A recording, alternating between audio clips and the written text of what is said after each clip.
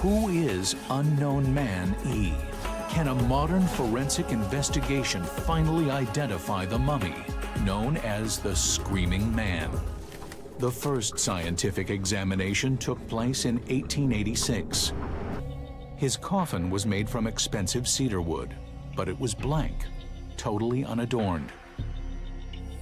In Egyptian theology, a man couldn't enter the afterlife without his name. So there's something disturbing about the fact that he was left anonymous. Next, the Victorian examiners saw that the body had been deliberately preserved. That indicates respect and status. Before long, they came up with a dramatic theory to explain it. Maspero became convinced that not only was the Screaming Man royal, but that he had suffered a violent death. This lecturer and author Susan Redford travels to Medinet Habu. She's looking for traces of a disgraced Egyptian prince who some believe could be Unknown Man E. This was the palace of Ramesses III, often referred to as the last great pharaoh of Egypt. Yet a chance find made in the early 1800s casts a shadow over his reign. This is the actual court transcripts of trials of a treasonous conspiracy against the pharaoh, Ramses III. The papyrus alleges a palace coup was orchestrated by a woman called Tea. She planned to assassinate Ramesses and replace him with her son, Prince Pentuer. Susan theorizes that if Tea were confident the people would accept her son as ruler, he must have had some legitimate claim to the throne. There's one scenario that makes sense to me. You have a chief queen. Her name is Tea. She is replaced by a younger woman, Isis, and a bitter rivalry ensues.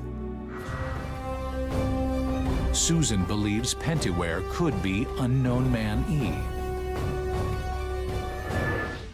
Melinda Hartwig is an expert in interpreting the artwork of ancient Egyptian tombs. The Egyptians didn't consider a tomb to be the final resting place, but instead the starting point of a physical journey which began after death. You can see the extent that they went to make sure that everything was here that was needed. Unknown Man E was mummified, which the Egyptians believed would allow him to live on after death. But he was denied any of the protective magic, which would allow him to reach the next world. But the coffin of Unknown Man E was completely bare.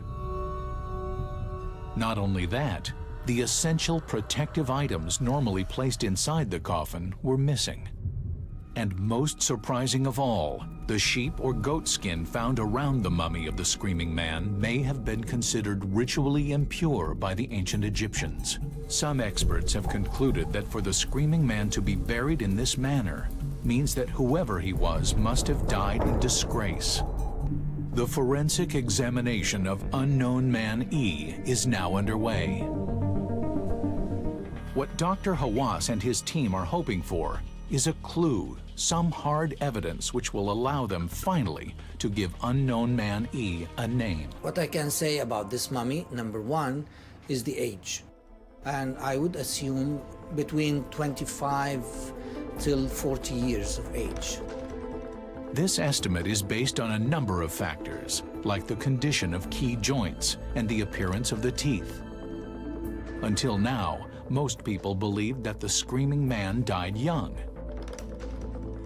It now seems the Screaming Man was probably older than first thought, the correct age to have been the adult son of Ramesses III. The evidence from the CAT scan now suggests that this could be the mummy of Pentuer, the son of Ramses III. If those who buried him intended to damn him, their attempts have, in a sense, been thwarted. We can't restore his name. We don't have final proof that this is Pentuer, but we can restore his face. Facial anthropologists have now recreated his skull. Individual muscles have been molded into place. His skin has been restored. This is the face that in death took on a scream.